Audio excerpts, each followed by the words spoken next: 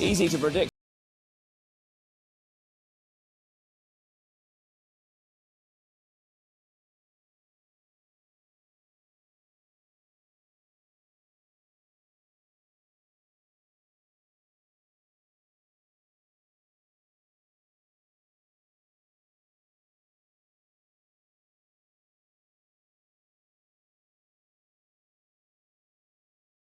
A conference success could leave Macclesfield as frustrated as Kidderminster.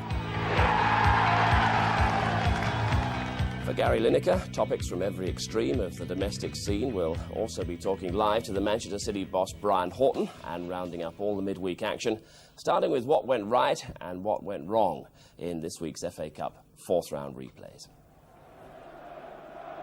The FA Cup breathed life into Chelsea's season a year ago, but now Glenn Hoddle's only diversion from a relegation threat is Europe.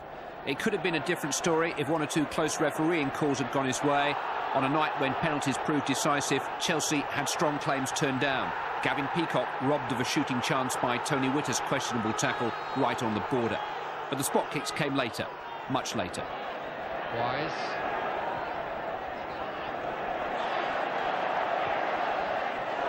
Onside Steen. Scored.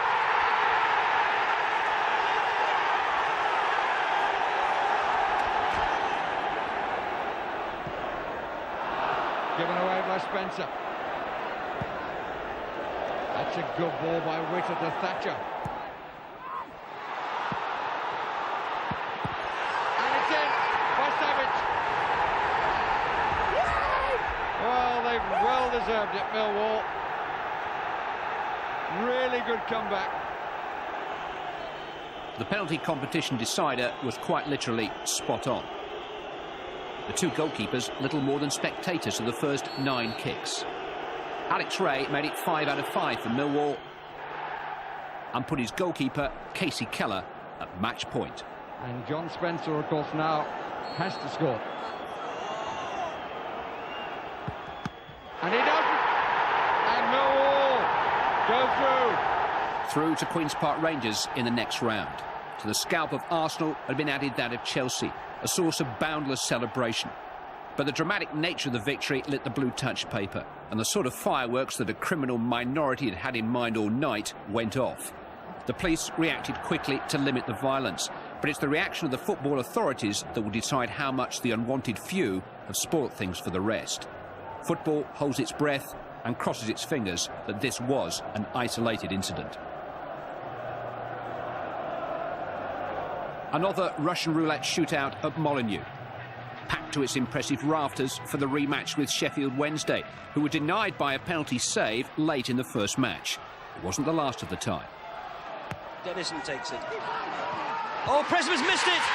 It's in by Kelly! And the Sheffield Wednesday keeper just never got a grip of it at all.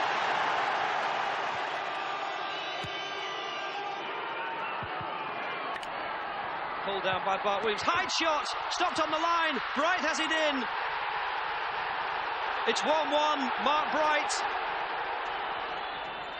In injury time, in extra time, Mark Bright could have scored again. Should have scored again. But the agony felt on the pitch and off the pitch by the Wednesday camp at that moment was nothing compared to what was still to come. This was to be a tie-break with almost as many misses as hits. Andy Thompson took the first Wolves penalty. Robbie Dennison took their second. Keeper Kevin Pressman actually scored from the spot to make it 3-0 to Wednesday. All they needed was one more success to win through. But Andy Pearce failed. And with Chris Waddle reluctant to take the last, it was Chris Bart Williams who was the man denied by Paul Jones.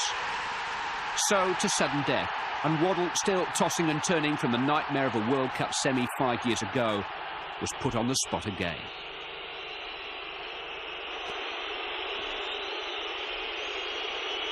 Waddle. It's saved. And poor Chris Waddle. I bet he never wants to take another penalty in the rest of his career. It's Goodman. And it's Wolves who go through.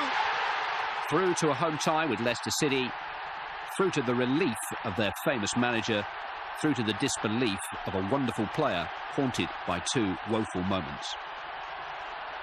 Liverpool have long since stopped taking Anfield Cup replays against more modest opponents for granted. They finished off First Division Burnley with a single goal headed home by a hopelessly unmarked John Barnes. It wasn't plain sailing for them though, and they navigated the final minutes of the match without Neil Ruddock, whose untimely and untypical slip seemed to have let Liam Robinson in for a late equaliser. Ruddock's trip saved him from that embarrassment, but nothing could save him from the most severe penalty the referee was empowered to administer. A red card for Ruddock, only a free kick 40 yards out for Burnley though. Another First Division team, Luton Town, left their hard luck stories behind in their first game with Southampton. Alan Ball's side head for Tottenham in round 5 on the back of a thumping replay win. Still Dodd. It's a good run. Schipper is in there, and he's still in there. And Letitia! Well, if you give him chances like that, the ball's only going to finish in one place. Heaney. That was Magilton.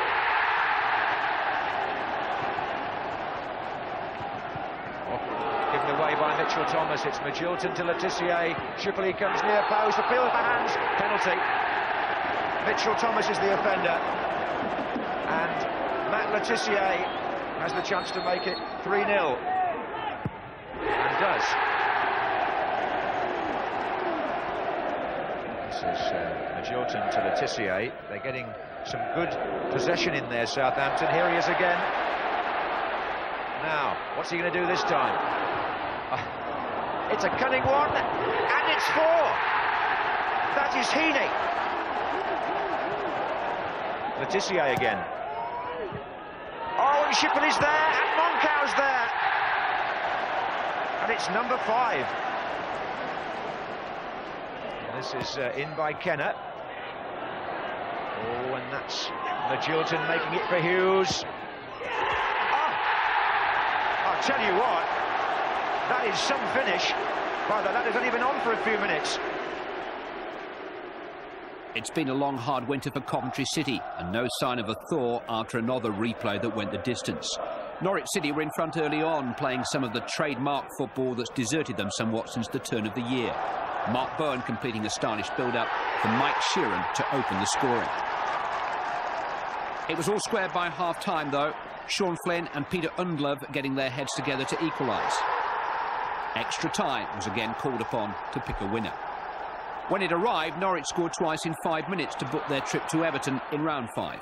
First, young Darren Eadie wrapped his foot around a Jeremy Doss centre. And before Coventry could get their breath back, they were knocked out by a real sucker punch. Just who delivered it is a bit of a moot point, but Mike Sheeran claimed the goal despite the desperate touches of both Pickering and Agrizovic en route. And with that scruffy goal, the lineup for the last 16 at last became clear. Round-up of the week's cup action, we've just heard that the First Division match between Oldham and Middlesbrough has become another victim of the weather today. Oldham against Middlesbrough is off. But Gary, looking back on cup affairs of the week, I suppose the message to carry out of Stamford Bridge is don't get complacent. The possibility of crowd trouble will always be with us. Well, we'll always have these things, sadly. It's much better, it's important to say that, much better than it was 10 years ago. We've still got abusive fans. We've seen the Cantona thing, we've seen the attacking of the referee. There's still racial abuse and these isolated incidents, and let's hope they stay that way. But it's important not to just forget about them and pretend they don't exist, because they do, and obviously need condemning. But equally, the game is right to resist the calls for fences to go back up again and so on.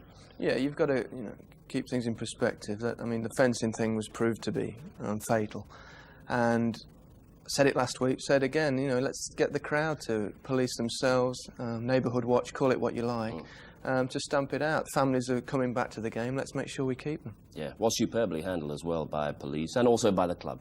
Absolutely, I think everything was stopped very quickly. The police were great and the club have handled the situation very well, so let's hope they don't punish the club, because it's, they've done as much as they can there.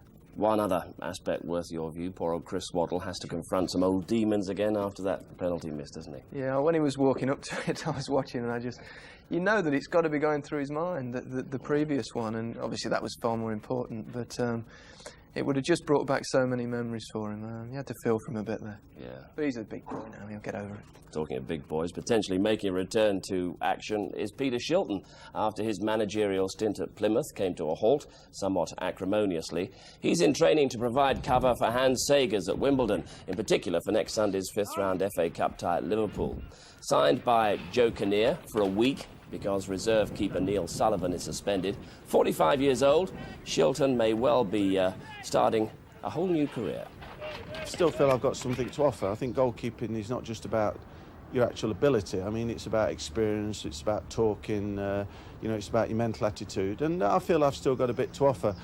I think, you know, George Foreman's 45 and he's world champion boxer, so I don't think there's any reason why I can't play. The one thing I'm a little bit dubious about is just if you pick up one or two little injuries, which obviously when you get to 45, they're not as easy to overcome. Kind of character who could make a comeback at 45, isn't he? He is. His hair's as short as George Foreman's now, isn't it? But he's a great goalkeeper. He's one of the all-time greats. Hero of mine.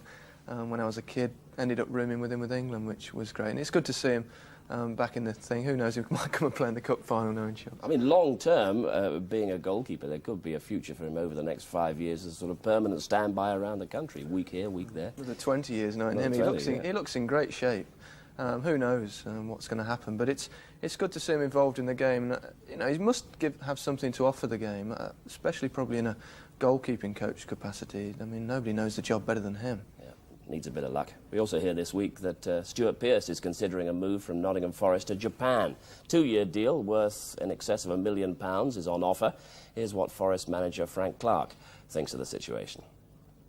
I'll be trying as hard as possible to persuade him to stay. And ultimately I could say, well, you know, you've got 2.5 years left of that contract, you're not going anywhere. I don't want to do that if I can. I'm mindful of the interests of the football club, but I also have to be mindful of the interests of my players as individual people, you know. And as I say, the opportunity would be there, all things being equal, for Stuart to you know, set himself up for the rest of his life, and I'd be reluctant to deny him that opportunity. As I say, I've got to try. My main interest is to look after the club's interests. The money is tempting for sure, but Gary, from your experience, what other things should Stuart be prepared to confront if he moves to Japan? Well, the level of football is a lot lower. You've got to realise that before you go, but what you are doing is pushing the game in another country, which is good. He'll be going to a newly formed club called Kobe, if it happens, who are not actually in the J-League, so the level will be even lower. It will probably be non-league standard, but it'll be comfortable for him. There'll be no pressure. They'll love him. They won't expect too much, and he'll find the game easy because someone that plays like him, especially a defender, will really dominate the game there. The people are great. They'll give him a good reception. There's a large British contingent in Kobe, a lot of British people there. Obviously they've had the earthquake. Prior to the earthquake, it was a beautiful city, one of the nicest in Japan. So, I mean, it's certainly a nice place to live and a great experience if you treat it like that. Would make him financially secure as well. It's not exactly become a well-trodden path since you pioneered the way. Well, no, because there's a lot of Brazilians there. It's dominated by the Brazilians. There's probably 75% of the foreign players there, and each club's actually restricted to 3 foreign players that can play. So there is a few players from other countries, but by and large it is from South America. He has to make his mind up then. Let's take a look at the top of the FA Carling Premiership, emphasising that Manchester United could take over at the top if they win the Manchester derby at Main Road today. Blackburn could regain the lead after their match at home to Sheffield Wednesday on Sunday. Well, United kept up the pressure on Rovers with their victory against Aston Villa a week ago. For United fans, the mood was set 10 minutes before the kick-off. The applause for one of their favourites, Mark Hughes, who just signed a 2-year contract. Come the match, he and they would applaud the arrival of the new boy. It's Giggs to take the corner for United. Pallister's up there. Oh yes, turned in! And he's done it!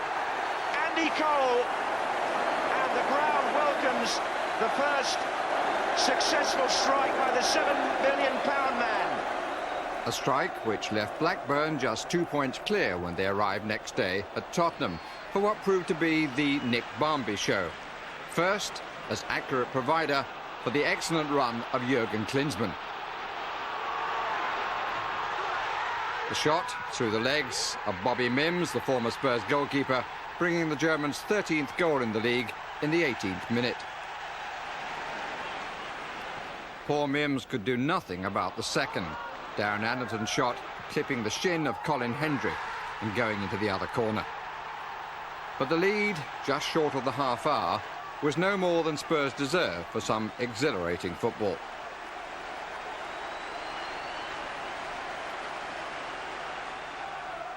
Blackburn, who won matches when playing less well, briefly raised their hopes early in the second half. First through the industry of Chris Sutton, chasing a nothing ball. Then the nod of Alan Shearer and the finish of Tim Sherwood, whose performance fully justified the England call, which was to follow, as more obviously did Barmby's, whose driving header sealed Spurs' victory in spectacular style.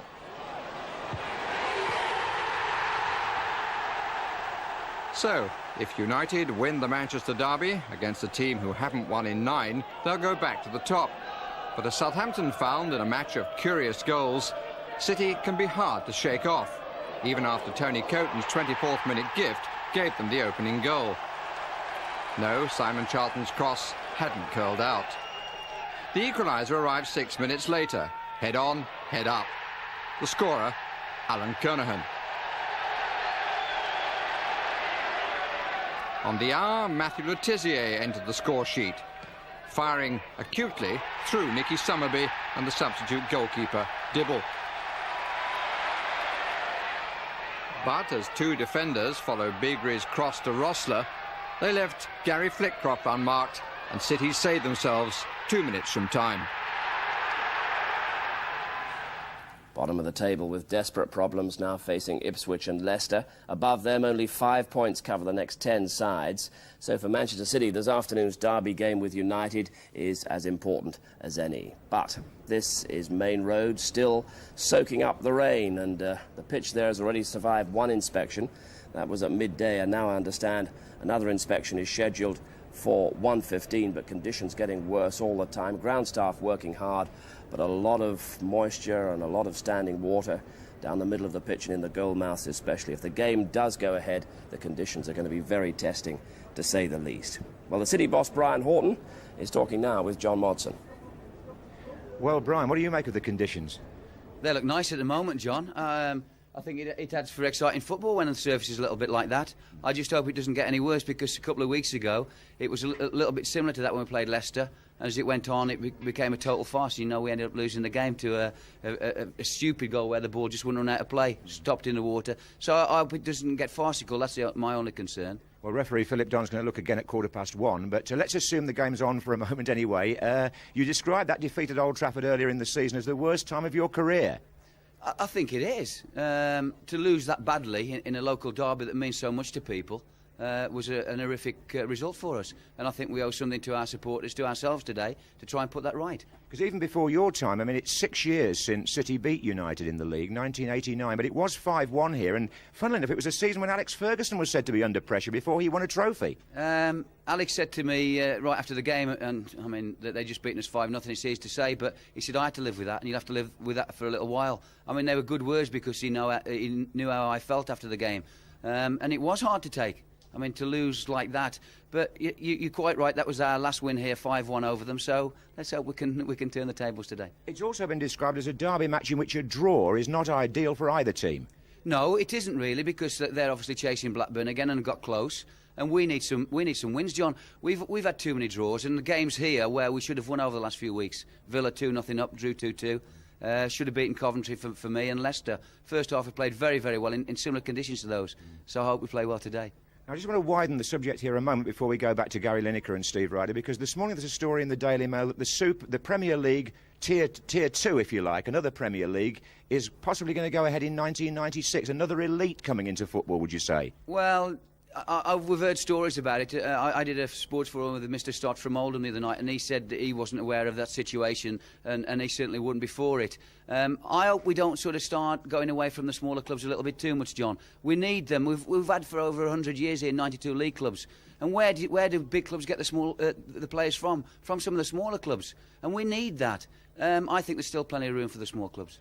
I mean, you came through the Luton and Hulls, didn't you? I mean, you wouldn't want to see them cut off. Well, Port Vale I started at 6 years, and, you know, it's a good grounding for people. Where did David Platt come from eventually? He wouldn't have got another chance if they had no lower league clubs. He'd have probably been lost forever. I think the game needs them, John. Well, it's an interesting talking point, Brian. Let's see if Gary or Steve want to add to that. Thanks for joining us. Thank you. Yes, thanks, John. Thanks, Brian. And the elite really moving away from the grassroots of the league structure. Not a good thing? Well, I think what does need to be doing is a reduction in the amount of games that are played. That's true, but I don't think we need to reduce it by too far. We don't want a league of 10, but I think certainly 18 teams will be beneficial to the game. As regards this afternoon's derby game up there at Main Road, conditions look absolutely awful, but Brian Horton quite fancies it, doesn't he? Well, he does, and he's always up, isn't he? I mean, he's supposedly under pressure. His job's on the line seemingly every week. Whether it is or not, we don't really know, but that's what is portrayed. But he's a bubbly character, very enthusiastic, does his job well, and he's done a good job at Manchester City. They've had a bad run. He's still in the cup, though, and I think he could do with a win against the old enemy. Derby games, you can always seemingly disregard league form and league position, and in today's conditions especially so, I would have thought. Yeah, they're not great conditions to play. If it gets to the stage where the ball won't run in the water, then they're better off calling it off. But when it's a bit slippy and slidey, anything can happen. And as you quite rightly said, in derbies, they are one-off occasions, and even a team that's perhaps a little inferior to the other can raise his game on the day. Another inspection due there at 1:15. We'll keep you in touch with the results of that. Sports Night on Wednesday features England's first international of the year in Dublin against the Republic of Ireland. Now, matches against Jack Charlton's side have taken on a real edge and meaning in recent years. Through it all, though, Jack has kept his priorities in place, as Tony Gubber discovered.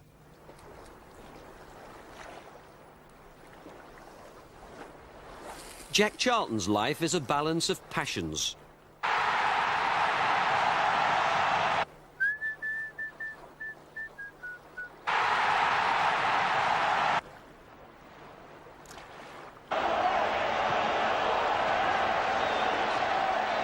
The boiling tempers of 105-degree Orlando offer stark contrast to a freezing winter's morning on Scotland's River Tay. The Republic's friendly international against England looms next week, but manager Jack is thinking about bigger fish, hopefully an elusive spring salmon. 9 years into the job, 2 World Cups visited, a European Championship next, and still Jack does it his way. When you're in the river, Jack, are you thinking about the match next week? Only when people ask like you. Then it brings me mind back to the game. But at the moment, no. I mean, I am thinking a little bit about it at the moment, because I've just been on the phone to home and I've got to phone a couple of managers about players releasing them and things like that at lunchtime. So really, while I'm here, I'm still working. But once I'm fishing, unless the phone goes, I don't tend to think too much about football. After the World Cup, Jack, there were probably a lot of people who thought that you might feel that was the occasion to pack it in and spend more time fishing and get away from the stress and strains of it all. Was that never an option? I really, people chase me. They're always trying to find out when you're going to give it up. I said I would take the Irish through to the European Championships. And then I would have a little think again about what I'm going to be doing after that. By then, I think it'll probably be time for a change. But, I mean, that's in the future. Who knows? Who knows? I don't know what I'd do without football. I mean, I like my fishing, but I also like my football. But the two sides of your personality, Jack, are so different, aren't they? The intensity and the public scrutiny of the international matches and all the ballyhoo that goes with that. And then here, when there's nobody in any direction for 10 miles. Well, this can be as frustrating as football. I mean, I've been here 4 days and never had a pull. Well, I got one, but it was what you call a baggot, which had to go back in the river. But it can be very frustrating, this business, as well. How important is the game for you against England? Oh, it's a game that we would love to win. I mean, the Irish would love to beat the English. They don't do it very often. But we have done it once under me, and we've never lost to England since I took the job, and we would like that to continue. And I think we would like to beat the English in Dublin. Who do you fear in the England setup? Oh, I envy them having the Alan Shearers and the Lace Ferdinands and all the forward players that they've got available to them. I could do with a couple now of them. Andy Cole's not Irish, is he? I've tried. No, he's not. We're getting a bit short of. I could do with a good forward player, someone with a bit of pace, you know. And but England have got them all.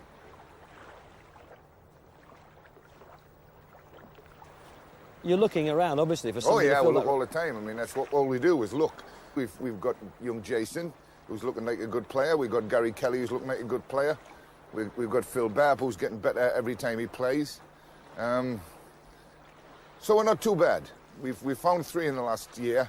We might find another 3 in the next year. Let's hope you find some salmon as well. Well, 4 days I've been here, not a pull. Well, I caught the baggot over there. But it's very relaxing. The hectic bit starts next week. Good job we knew where to find you. What do you mean? Of course you know where to find me. Getting access to me has been the problem. Knows how to relax, isn't he? Your kind of manager, I should think. He is. I think if he caught one of those Scottish salmon, he'd claim it as Irish. But he's a great guy. He's a real enthusiast, and he's such an enthusiastic guy with his football and everything else that I think he probably makes players really want to play for him. And of course, as you know very well, England have never beaten one of his sides. Yeah, I know very well. I've played about 4 of them. But tough team to play against. Deny you space, make life difficult. Got some good players as well. It's no fluke that they've done well in the last 2 World Cups, and it'll be a really, as always, a difficult game for England. Well, a match with a lot of interest. Coming into the England squad for Wednesday's match are Sol Campbell and Nick Barmby of Tottenham, Tim Sherwood of Blackburn. The Wimbledon defender Warren Barton is in once again and likely to play with Liverpool's Rob Jones on Coca-Cola Cup duty. Well, a few years back, as Clive Tilsley discovered, Barton's future seemed to be in the square mile of the city rather than in the England defence.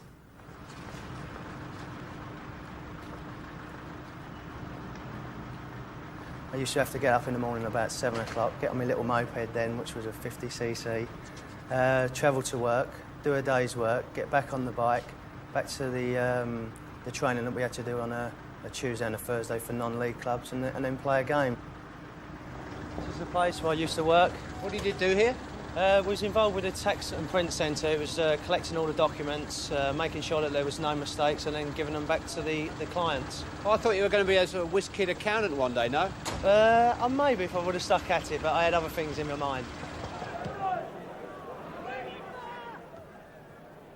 Barton. Oh, it's over the head of Lukic, and it's gone in! A quite amazing equaliser by Warren Barton for Wimbledon. Warren Barton is making up for lost time. 7 years ago, he was almost lost to accountancy because Watford and Orient had told him he was too small to be a footballer. I was just a late developer. I think there's millions of kids, millions of people that was late developers, and it seemed as soon as Orient let me go, within the space of 6 months, I'd grown about 5 inches and put on about 1.5 stone. So it was their loss, not mine. Any good accountant would now assess that loss at around about £3 million. That was the fee being bandied about when Barton was rumoured to be leaving Wimbledon earlier in the season. He's ambitious. He wants to play for the Manchester United of this world, and so forth.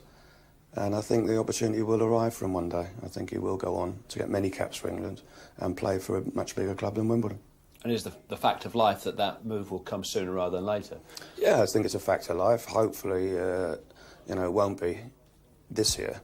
Because Warren knows the situation, but you never know in our game. I mean, at the end of the season or just before the deadline this year, if the phone goes and it's Manchester United and the Blackburns of this world, then you listen. Only after leaving Wimbledon did the likes of Dennis Wise, Keith Curle and Terry Phelan gain international recognition. But Barton has already played for the England B team and is now set to emulate John Fashanu, the only man capped at senior level by England, while still a paid-up Crazy Gang member. It was Fash who educated Barton in Wimbledon ways when he first arrived at the club, wide-eyed from Maidstone. John Fashanu looked after me there. He was like the daddy of everybody, and I I got on very well with people, and from there, it's been a good 5 years for me. Was there a sort of an induction ceremony? Did they... They left it a little while. They don't do it straight away. I think we played Sheffield United away, and I said that in a paper, just one silly quote that I shouldn't have said, was that I think we're changing, we're playing football, and the next day I was stripped, so I won't be saying that again. Stripped and thrown where? Yeah, I was thrown in a big muddy puddle there and just left to wallow around in the mud. A dozen Wimbledon players and officials will fly to Dublin on Wednesday to support Barton. His chance comes because Rob Jones has a prior engagement with Liverpool. But one thing Warren Barton has learned from life is to take his chances. Obviously, Jones is playing for a more fashionable club, and that would sway things maybe a little bit. It has done in the past with players here. Do you think he's better than Rob Jones? I do, yeah. I think he's a better all-round player. I think Rob is very quick going forward, whereas Warren, I think, his build-up play is excellent. He can play in the right-hand side, cut inside. He's two-footed. I'm not sure if Rob is. Warren can play equally strong on his left foot as on his right foot. The club's going from strength to strength, and we've got a few internationals. We've got a few old internationals as well. He used to play with Stanley Matthews. Used to score a few with him. And the Chief is our African connection. So we're enjoying it. We're playing some good stuff. People are saying that we can pass the ball now. What advice would you give him about trying to enjoy his international debut? Somebody's gone through it quite recently. I'd say put in as much for expenses as you can, because they try and knock you down anyway. Perfect advice for an emerging international. But people regard Warren Barton as a late developer, but he's making his international breakthrough at roughly the same time as you did. Yeah, I would think the majority of players don't make the breakthrough until the mid-20s. But he looks a talented player. I remember his breakthrough a few years ago. They've got a tremendous system at Wimbledon, a scouting system or something, but they do keep producing very good footballers. And he looks very comfortable on the ball. And that's what we need, someone that can supply the quality players that we have in forward positions that Jack Charlton talked about. OK, big match on Wednesday in Dublin. Now, there was a time when winning the Vauxhall Conference carried with it the priceless promise of full league status. Sides like Wycombe were quick to justify the confidence that had been placed in the non-league game. But last season, ground limitations meant that Kidderminster were denied the ultimate prize, and this season Macclesfield, dominating the conference, looks set to suffer the same fate. Ray Stubbs reports on the mounting frustrations. 20 miles from Manchester, the borough of Macclesfield has a population of over 150,000. Macclesfield Town has always been highly regarded in non-league football. Now it wants to take a step up. The Silkmen, as they're known, have made a reasonable impact in the FA Cup over the last few seasons. And under former Northern Ireland international Sammy McIlroy, the Cheshire club are growing great guns in the conference. Last Saturday's 2-0 win over Telford confirmed their 9-point lead at the top of the table. And for many of McIlroy's young side, winning Football League status is a burning ambition. It's fantastic. I think it's the best leagues in the world, there's no doubt about that. And I keep on saying to the players, I mean, it'd be a great experience if we could get in and actually stay in there. It'd be tremendous for them, because we are a young side, and the young lads would really love it. Sammy McIlroy is very aware that the title race isn't over by a long way, although the Cheshire club's toughest opponent is the Football League itself. The door to promotion isn't open to them, even if they win the conference. The top and bottom of the reason why is that Macclesfield failed to meet a December the 31st deadline to get their Moss Rose ground up to the minimum standard the Football League lay down. Yeah, we'll start over on this side and re-terrace all around here, putting new barrier systems in to meet the safety requirements of the Football Licensing Authority and to meet the capacity of 6,000. Club chairman Arthur Jones points to an unavoidable hiccup in their redevelopment programme. Completion is now expected in 10 weeks. But that's too late for the Football League. Rules are rules is the message, and the invitation to make a recorded contribution to today's football focus was declined. Macclesfield are keen to put their case. We would argue basically on what is fair and what is reasonable. We've had some problems that we didn't envisage on ground improvements, which have taken longer than we thought they would, and we have asked them to use some discretion on this deadline. But no discretion and no flexibility. No. And what Macclesfield find equally frustrating is that Chester City used Moss Road on 53 occasions while their new ground was being built. A change in the Football League rulebook means the compliment can't be returned. Chester's Diva Stadium is outside the Macclesfield conurbation. Macclesfield won't get anywhere near the pitch. They feel thwarted at every turn. it's a protection of their membership, and they basically are almost discouraging the promotion and relegation system from non-league into league. The Football League say they've had bad experiences with Barnet and Maidstone as non-league clubs being promoted into the Football League. Your reaction to that? Well, I would use Wycombe as an example, I think, who have been very successful. I mean, having been promoted 2 seasons ago, they're now riding high in the 2nd division. So it does work. And Macclesfield are working hard to get their case reviewed. Chairman Arthur Jones was in London this week, and with local MP Nicholas Winterton added to the squad, emerged from a meeting with Sports Minister Ian Sprout optimistic that all wasn't lost. I was delighted and very happy that the Minister indicated that he himself, as the Minister for Sport, will be writing to the League about Macclesfield's case and asking them, in the light of the case that has been presented to him and the inquiries and information that he has got from his officials, to look at Macclesfield's case and to review it. While the off-field debate rages, Sammy McElroy will concern himself only with results. Otherwise, the row is academic. We're in a nice position at the minute. There's teams coming up on the rails, and we can't sit back on our laurels. We've got to go out there and try to win every game. A little bit of flexibility, that's all it needs, really. That's all we want. That's all we want. We're not asking for the moon, just a little bit of flexibility and say, well, we are ready. Can we take our step in the Football League if we do win the league? Got to sympathise with them. There does seem to be total inflexibility, doesn't it? Yeah, well, it does really. And I mean, if the league's argument is that, and they are going to be inflexible, well, you'd think they'd have actually come on and said it, wouldn't you, or shown what they really thought about it. It does seem a little bit harsh. Yeah, maybe we'll get a response from the Football League in the weeks to come. It's a shame we couldn't have had one in the context of that report, but we've got one last bit of action to bring you. Hazel Irvine summing up the varied fortunes in this week's 3rd round replays in the Tennant Scottish Cup.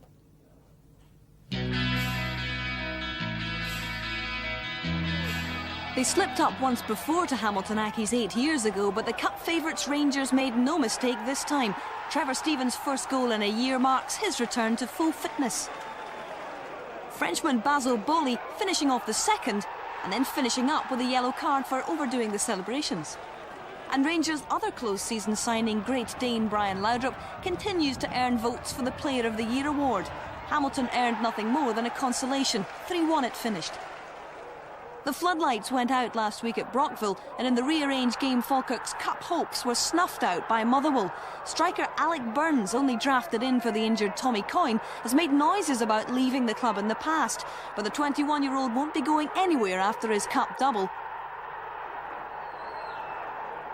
A tortuous Cup tie at Shielfield Park had Berwick Rangers convinced they had the beating of Meadowbank in the last minute, 2-1. But Lee Bailey had other ideas. This literally the last kick of the 90 minutes, forced extra time, and ultimately penalty kicks. Steve Ellison, the hero for Meadowbank, and perhaps with a future when Linford Christie retires. Heart-striking duo meant double trouble for First Division Clydebank, Kevin Thomas teeing up John Robertson. And it was a case of vice versa in the second half. The Scotland international returning the favour. Now it's Hearts Rangers in the next round. Holders Dundee United were held at home by Clyde last week, but the second division side finally succumbed in the replay. Billy McKinley with the first of 5. And this was the best of them from Dave Bowman.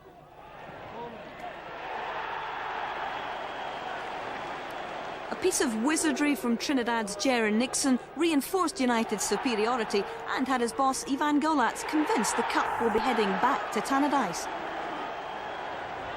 But the upset of the round was at Oakhill View when second division part-timers Stenhousemuir dumped St Johnstone out of the competition, and in style. Adrian Sprott carving another niche in Scottish Cup history. It was he who dispatched Rangers 8 years ago. And it was quite a rout, 4-0 to the team from the Stirlingshire village.